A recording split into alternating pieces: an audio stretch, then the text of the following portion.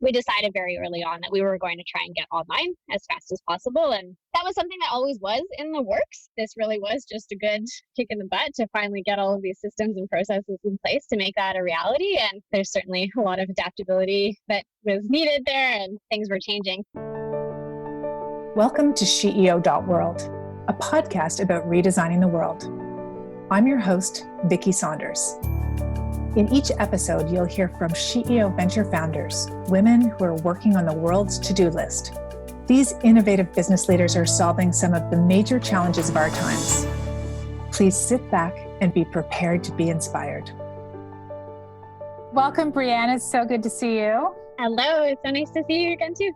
So you have had quite a journey since the beginning of COVID with your business, NADA, being a grocery store that actually is package free and all the complications that came with that. So could you talk a little bit about what's happened since the beginning? Take us on a little journey. Yeah, definitely been a chaotic few months, but yeah, really excited for where things are heading. There are a lot of really awesome things that we've been able to figure out in the last few months. So I guess first off, we are an essential service as a grocery store. So we support a huge number of local businesses through our supply chain and a lot of food security initiatives as well. So we're really lucky in the sense that we were able to remain open the entire time. In reality, that required a lot of changes in terms of our operations. So completely shifting our model.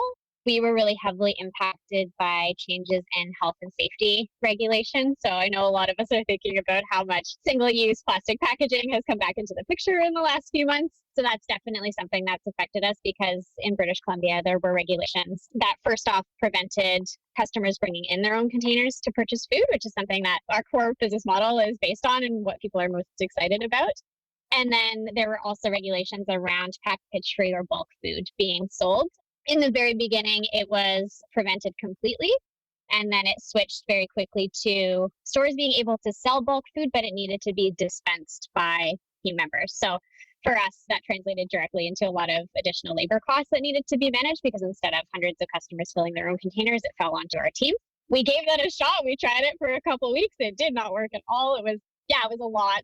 Before COVID, we were having more than 100 customers a day come into the store and doing their regular grocery shop. And so it was just too much for our team. And we really wanted to prioritize the health and safety of both our team members and our community. Decided it just wasn't worth the interactions of the public coming into our store. So we decided very early on that we were going to try and get online as fast as possible. And that was something that always was in the works. This really was just a good kick in the butt to finally get all of these systems and processes in place to make that a reality. And the amount that we've accomplished in the first few weeks of that was really impressive. Our team really rallied and dove in to help wherever was needed. There's certainly a lot of adaptability that was needed there, and things were changing.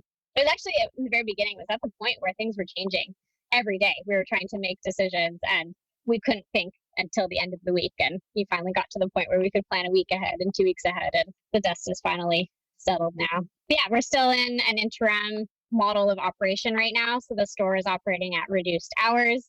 We are still facilitating in-person transactions, but just a very minimal amount of them. So people can call in for their grocery orders and pick them up. And then what we're mostly focusing on is encouraging our customer base to move online, mostly for safety and for ease of our in-store team.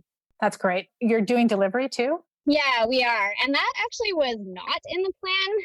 That's a really, really exciting opportunity for us. It's actually the conversation around local grocery delivery has completely changed our plan for how we want to grow in the next few years. So we were initially planning on expanding with additional retail stores in the Pacific Northwest, and we've completely scrapped that idea for now and are realizing that we can get local foods and support our local supply chain with a much larger audience just here in Vancouver by moving online. And it's a lot easier, a lot quicker, and a lot less capital intensive for us to do that. So it's something we're really excited about. That's amazing, right? Like as a result of COVID, maybe we'll stay online. And then your unbelievable relationships with your suppliers. Like how many suppliers do you have from the region?